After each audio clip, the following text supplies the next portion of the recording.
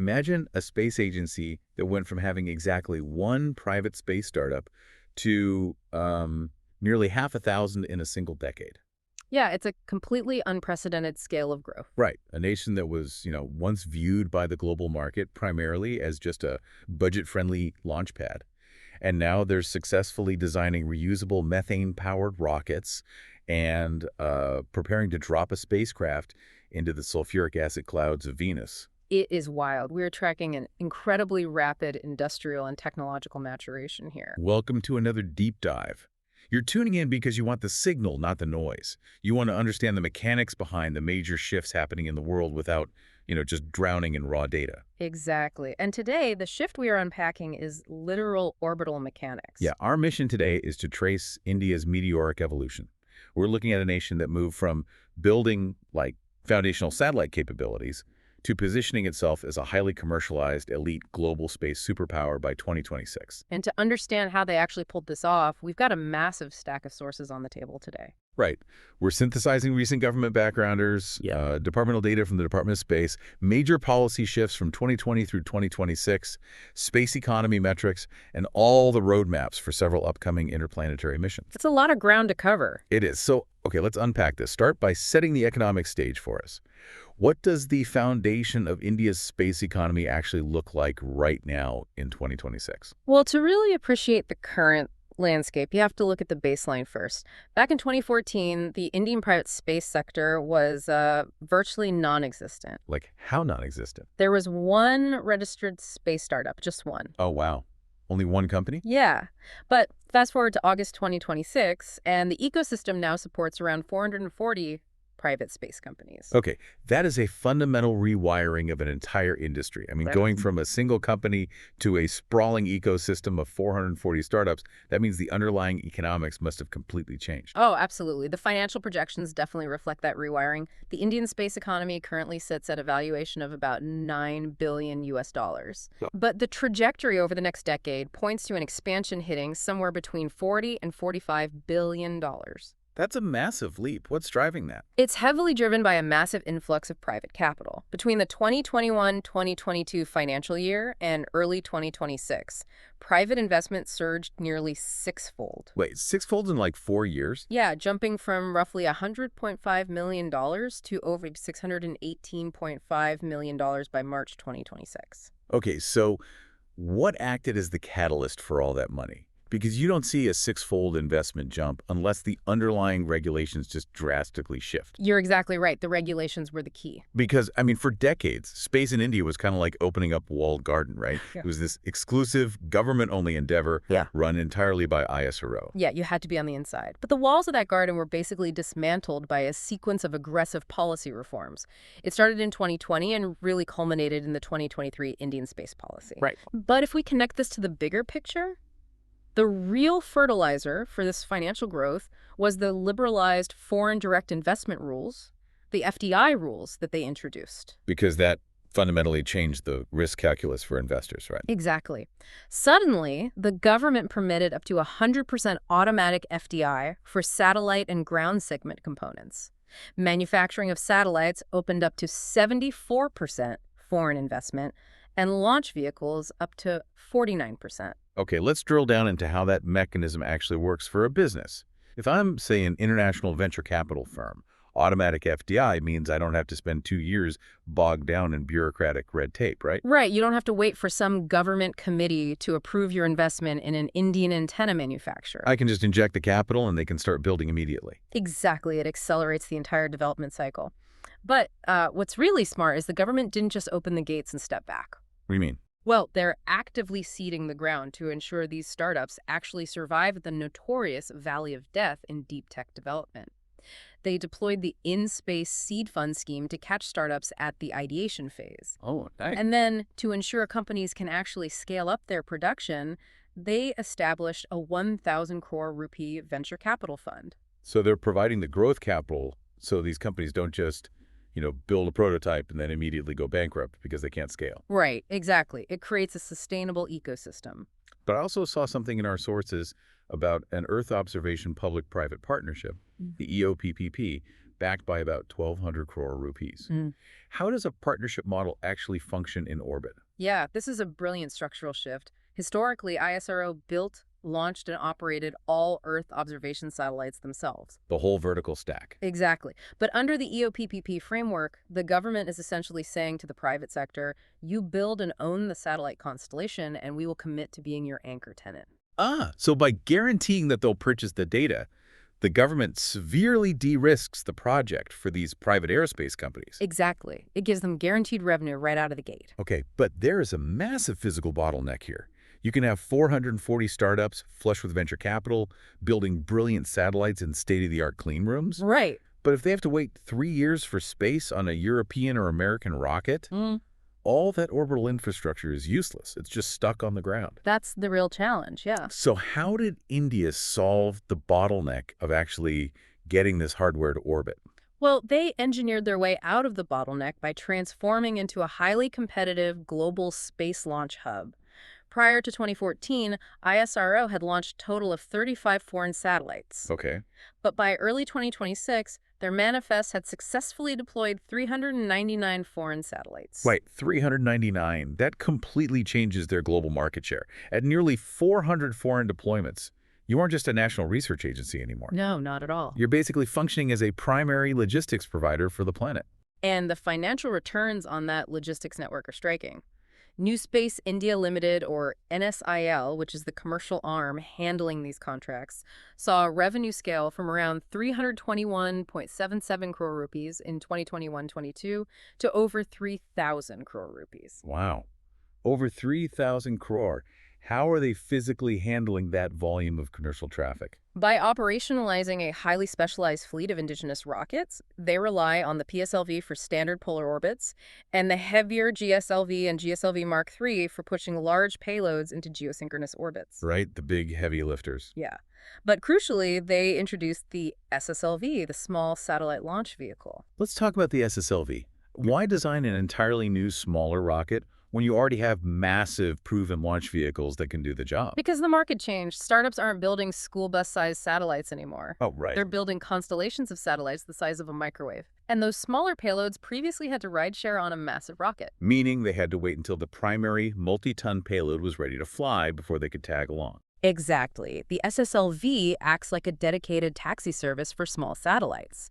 It can be assembled in a matter of days rather than months, offering incredibly rapid turnaround for commercial clients. But to handle that kind of rapid turnaround, they must be maxing out their physical launch pads.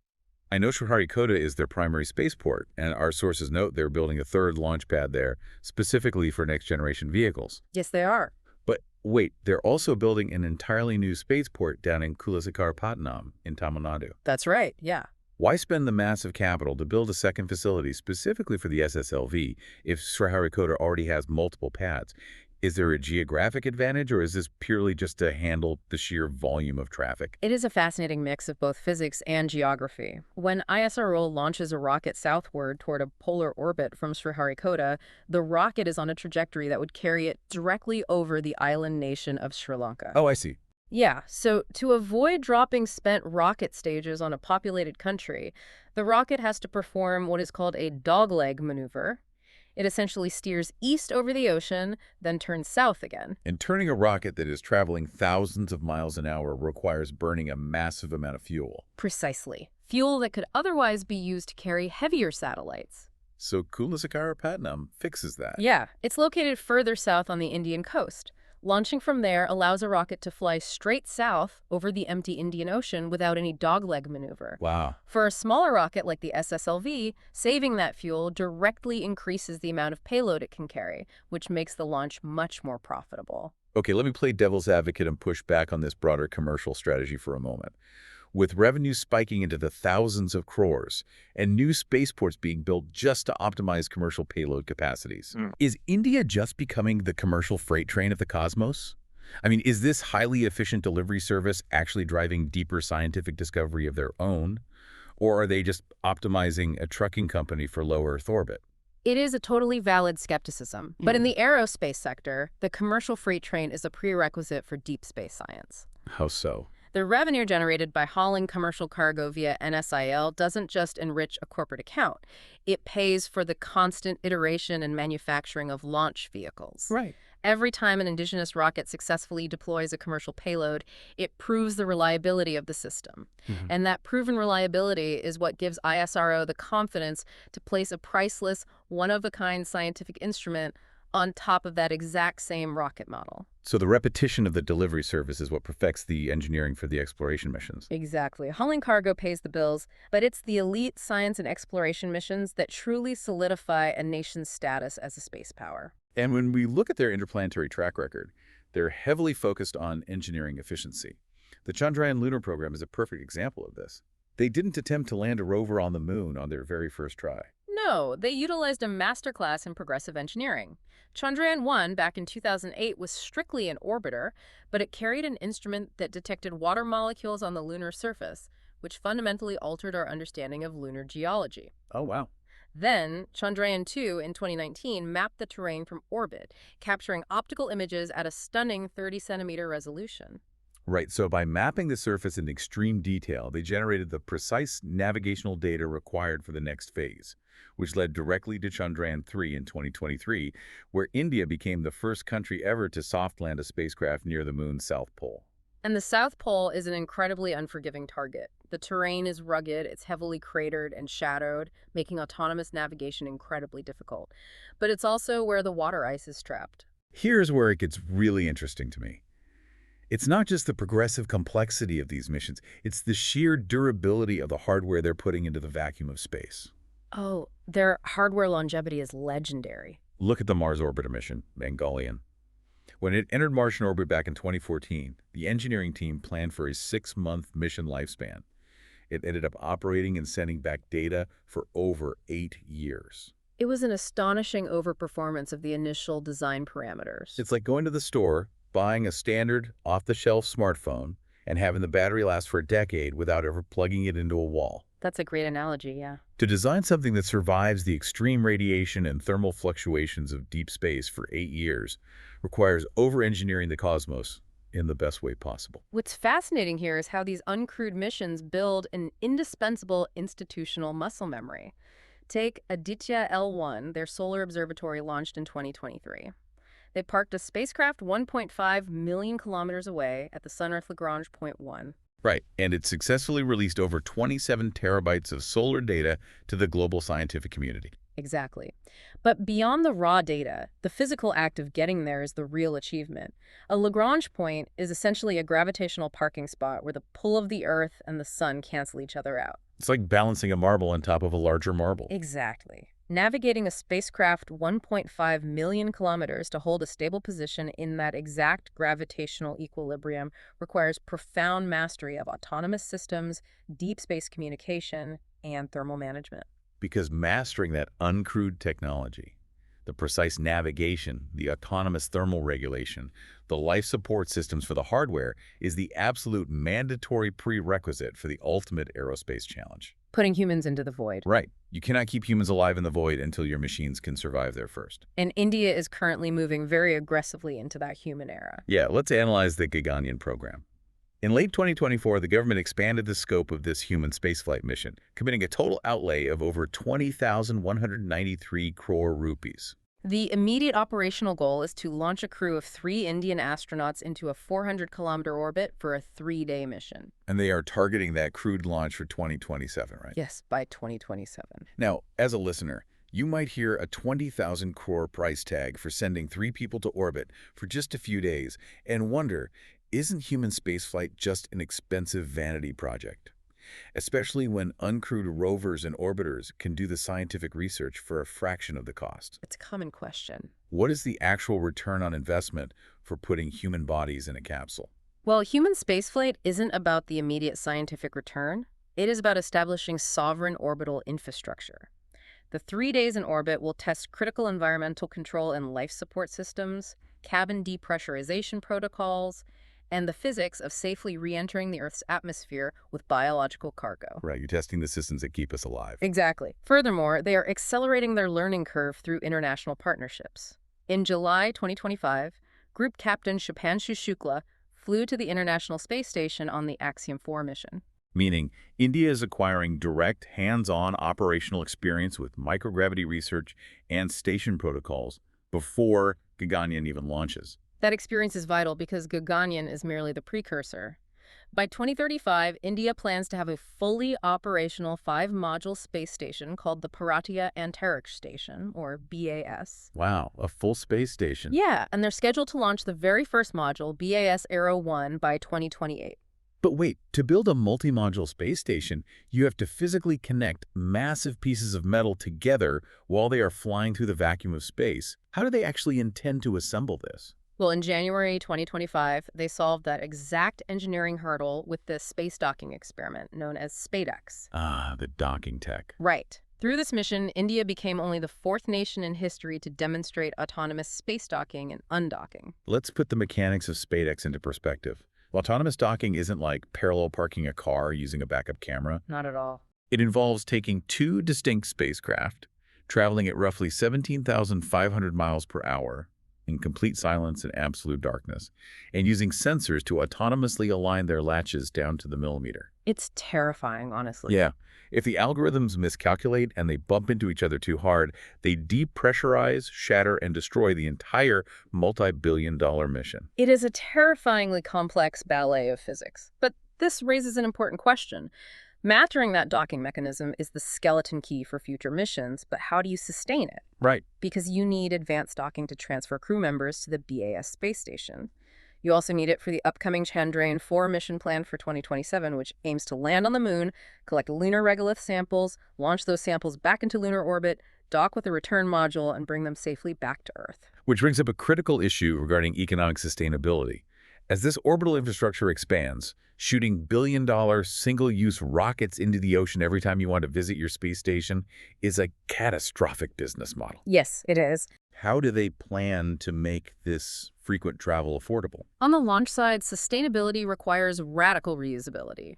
ISRO has been aggressively testing vertical takeoff and vertical landing, or VTVL, technology to recover their rocket boosters. So basically what we've seen with some American companies, right? Exactly. Instead of letting the rocket stage fall into the ocean, algorithms reignite the engines and autonomously land the booster back on a landing pad. And to make that reusability economically viable, they are developing the next generation launch vehicle, the NGLV. What makes the NGLV fascinating to me is its propulsion system. Liquid oxygen and methane, or LOX methane. Oh, the shift to methane is arguably the most important propulsion update in modern aerospace. If we look at the chemistry of traditional rocket fuels like kerosene, they leave behind a thick layer of carbon soot inside the engine, plumbing a process called coking. Right, it gets incredibly dirty in there. So to reuse a kerosene engine, engineers essentially have to tear the entire rocket apart, scrub down the turbopumps, and rebuild it. But liquid oxygen and methane burn incredibly cleanly. There's virtually no coking. Zero buildup. That means you can fly the rocket, land it vertically on the pad, inspect it, refuel it, and send it back to space with an airplane-like turnaround time. And that rapid turnaround time is what collapses the cost of launching cargo to low Earth orbit. They're redesigning their entire physical architecture around the principle that access to space must be frequent, routine, and cheap. So what does this all mean for you, the listener? We've been talking about millimeter-precise orbital docking, LOX methane engines, and massive investments in human spaceflight. It sounds like a pure science fiction novel. It really does. But this deep space technology actually governs the mundane routines of everyday life on Earth. Take NavIC, the navigation with Indian constellation. Yeah, NavIC is India's sovereign satellite navigation system, providing highly accurate regional positioning. The exact same atomic clocks and orbital positioning infrastructure that allow a rocket to find its trajectory are actively integrated into the mobile chipsets in your pocket. NavIC is currently being utilized for real-time tracking of commercial trains to prevent collisions. Wow. It is synchronizing the timing of national power grids so they don't overload, and it provides the secure geotagging backbone for Aadhaar, the national biometric ID system. The cosmic scale of this engineering literally keeps the trains running on time. The technology developed for the vacuum of space always trickles down to optimize the terrestrial economy. It always happens. To quickly recap the incredible scope of what we've unpacked today, We're looking at an economic sector that catalyzed a single, isolated startup into a thriving, venture-backed ecosystem of around 440 private companies. It's massive. A nation that transformed from launching a handful of basic scientific satellites into a global logistics hub, generating thousands of crores in commercial revenue. And they aren't slowing down. No, because rather than resting on those profits, they're leveraging that capital to engineer autonomous docking algorithms, reusable methane-powered rockets, and the sovereign capability to sustain human life in orbit. It is a textbook example of rapid, highly strategic industrial evolution. Thank you so much for joining us on this deep dive. But before you go, I want to leave you with one final thought to mull over. We spent a lot of time analyzing how these technologies apply to the Moon, Mars, and low Earth orbit. Right. But there's one mission on their roadmap targeted for March 2028. The Venus Orbiter mission. Venus is notoriously one of the most hostile, violently destructive environments in our entire solar system. Oh, it's brutal. The atmospheric pressure is absolutely crushing. The surface temperatures can literally melt lead, and the cloud cover is made of sulfuric acid. Merely surviving the atmospheric entry at Venus requires entirely new paradigms in material science. Yeah, standard tech just melts or gets crushed. To operate in that environment, our sources note that ISRO is developing highly advanced aerobraking and thermal management technologies. So here's the question to take with you today. If engineers can successfully design heat shields, sensors, and structural materials capable of surviving the toxic, crushing atmosphere of Venus, how might those very same extreme thermal and pressure-resistant technologies eventually revolutionize the way we design vehicles, energy grids, and deep-sea infrastructure right here on Earth? That's a great point. The survival mechanisms engineered for Venus today will likely become the foundational technologies for our own future. Or, taking it even further, how might that walled garden of innovation once opened provide the exact technological blueprint humanity needs to eventually explore the most extreme, hostile environments across the rest of the galaxy? It's definitely something to think about. Until next time, keep looking up.